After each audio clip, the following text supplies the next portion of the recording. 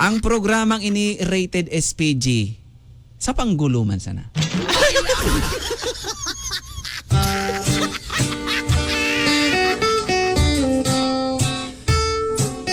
Marhay na aldaw DJ Makisig. Hihingi lang po ako ng advice. May nakita kasi akong house and lot na binibenta online. Ang ganda kasi ng house and lot na binibenta online, may 3 rooms na meron ng bathrooms. Lahat ng mga room ay iba pa ang pinaka-bathroom talaga sa labas. Kumbaga, may kanya-kanya. As in maganda at maayos at meron pang garahe sa 5 sasakyan. Malaki ang lote at positive naman ang mga reviews ng seller ng house and lot na nakita ko online. To make the long story short, nag-message ako sa seller at nagkasundo kami ng presyo. Sa halagang 1.2 million pesos lang, pwede nang mapasa akin yung house and lot na binibenta niya. At talagang nagustuhan ko ito. Ang kaso, ang sabi ni seller, kung willing talaga ako ay ipadala ko agad ang down payment sa kanya. At ipadala ko daw through Palawan ang down payment. At kailangan may mga documents at may mga resibo na dapat na kailangan. At dahil nga gustong gusto ko talaga yung house and lot, pumayag naman ako. Nagpadala ako, nag-down payment ako ng ₱250,000 at pinicturan ko yung resibo, katibayan na naipadala ko na ang down payment.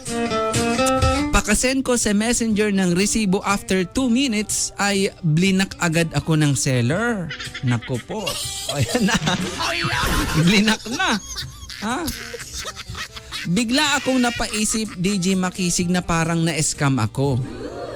At nagmadali ako at pumunta ako sa labas at nagtakbo ako papunta doon sa pera padala para bawiin yung 500 pesos na pinadala ko doon sa seller at para ikansila. Sa sobrang kakamadali ko at kakatakbo ay napigtas ang tsinelas ko. Itatanong ko lang sana sa inyo, DJ Makisig, kung ano ang magandang pandikit sa tsinelas. Epoxy, super glue o alambre?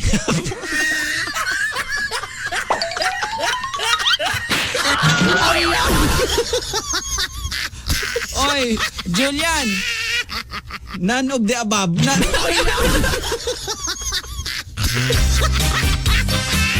None of the above.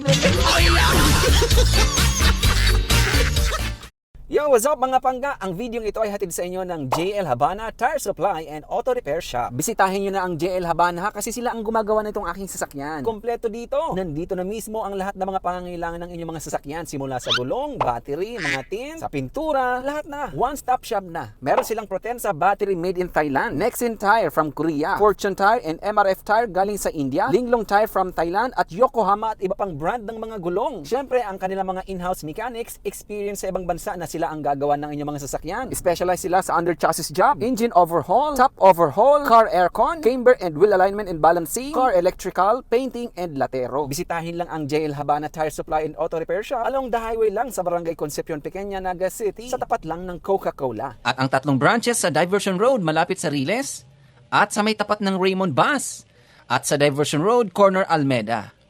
Hanapin lang ang mabait at kalbo na si Junel Habana at i-follow ang Facebook nila na andyan oh.